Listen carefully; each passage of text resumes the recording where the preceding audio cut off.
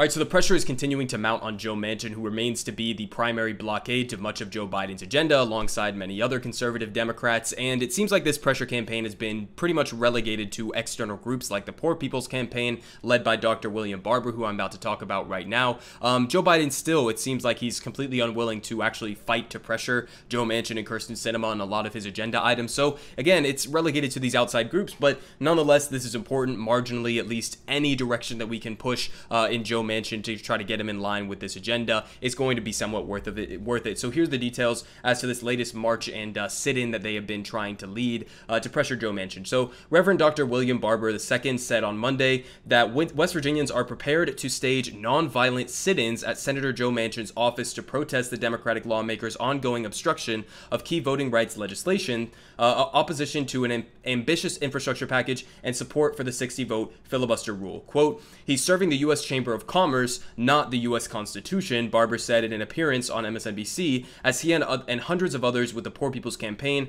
rallied in Charleston, West Virginia to denounce Manchin's stonewalling of the popular and urgent legislation, including the For the People Act. And one recent poll found that more than 2/3 of West Virginia voters support the For the People Act, which would counter hundreds of Republican-authored voter suppression bills that are making their way throughout state legislatures throughout the country. And he says, quote, "By filibustering, he's blocking the things that his state needs. He's standing against his own state. They didn't send him there for that," continued Barber, the co-chair of the Poor People's Campaign. "Why would a senator from West Virginia have his office in the Lotto building? Maybe because he's gambling with people's health care. He's gambling with people's living wages. He's gambling with people's voting rights." So absolute perfect encapsulation there. I mean, when he says that he is representing the Chamber of Commerce more so than he is representing the people of West Virginia, you see it in the polling results, right? This is the same thing that we saw on the $15 minimum wage, with 63%, I think it was, of West Virginia voters supporting the $15 minimum wage, and yet Joe Manchin goes out, opposes it, and the media narrative is that, oh, well, he's just from a conservative state, so of course he has to back these conservative policy agenda items, when that's just literally not true. Conservatives support a lot of these agenda items, and in fact, conservatives in West Virginia, including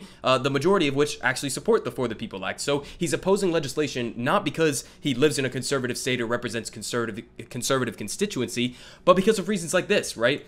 So Joe Manchin is opposing big parts of Biden's agenda as the Koch network pressures him. So he's not opposing this For the People Act because he thinks it's a partisan piece of legislation that, we really need to work in a bipartisan way to fix our voting process. No, that has nothing to do with it. He's doing it because networks like the Koch network and other big lobbyist groups and corporate entities own Joe Manchin. That's why he's doing this, is because he is owned by people like the Koch brothers who funnel money into his campaigns in order to block legislation like this that is overwhelmingly favored by his constituents. This isn't really complicated. This is just typical DC corruption, and yet somehow it seems like the media is having a hard time figuring it out, and they need people like William Barber to go and explain this to them. But this is pretty simple. He's doing it because he represents corporate interests, and part of the For the People Act is reining in corporate influence on our elections by checking campaign finance reform. So this is why he actually opposes this bill. It has nothing to do with it being partisan or something like that. This is why.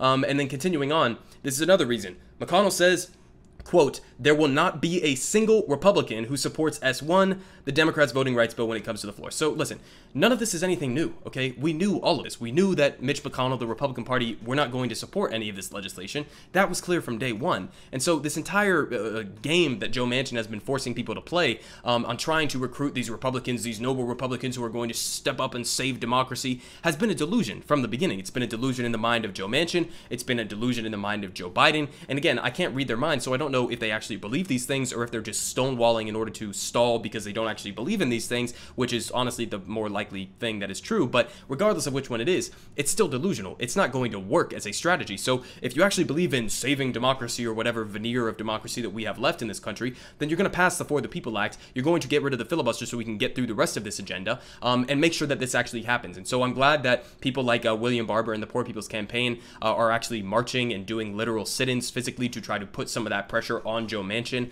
We need more of this. We need this to escalate. We need this to expand, and we need this to go nationwide to pressure every politician who stands in the way of the agenda that is supported by the overwhelming majority of the American people. I support confronting politicians as long as it's in a non-violent way, which is what he said. And so these types of things are necessary, even if you don't think that this is going to magically change Joe Manchin's mind, which it likely will not.